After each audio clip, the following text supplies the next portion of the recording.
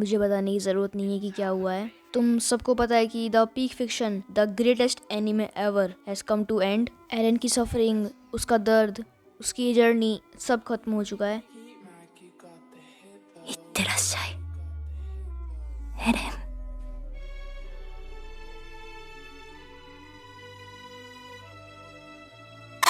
2013 जब attack on Titan की शुरुआत हुई थी, हाजिमे सियामा जिन्होंने एओटी लिखा है, जो कि एओटी के ऑथर हैं, उनके शो को रिजेक्ट कर दिया गया था 2013 के टाइम पर। बट उन्होंने गिव अप नहीं किया, उन्होंने दोबारा ट्राई किया एंड अब आप लोग को पता ही है उन्होंने क्या हिस्ट्री क्रिएट कर दी है। एंड फॉर दिस आरिगातो इचियामा सेंसे for giving us this masterpiece.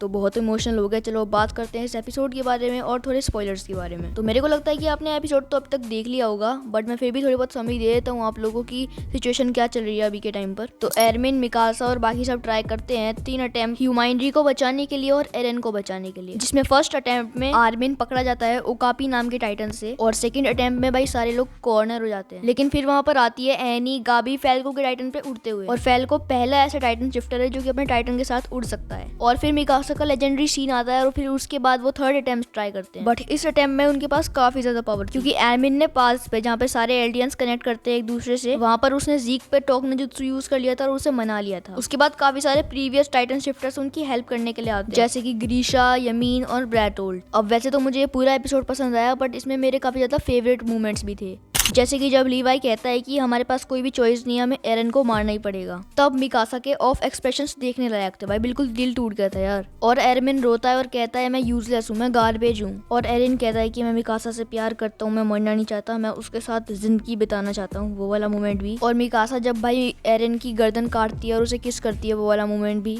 Back to our topic, third attempt में जो है जॉन एरिन की गर्दन उड़ा देता है एक्सप्लोजन से। मिकासा एरिन की गर्दन काट देती है, उसके बाद एरिन अपना खुद का एक दोबारा से टाइटन बना देता है। फिर एरिन और आर्मिन की फाइट होती है और फिर उसके बाद एरिन और आर्मिन की गहरी कन्वर्सेशन होती है, और इस कन्वर्सेशन में हमें बहुत सारे राज पता चले, हम बहुत सारी चीजें क्लियर हो गई। जैसे कि एरिन बताता है कि उसने अपनी मॉम को मारा, ये उसकी चॉइस थी।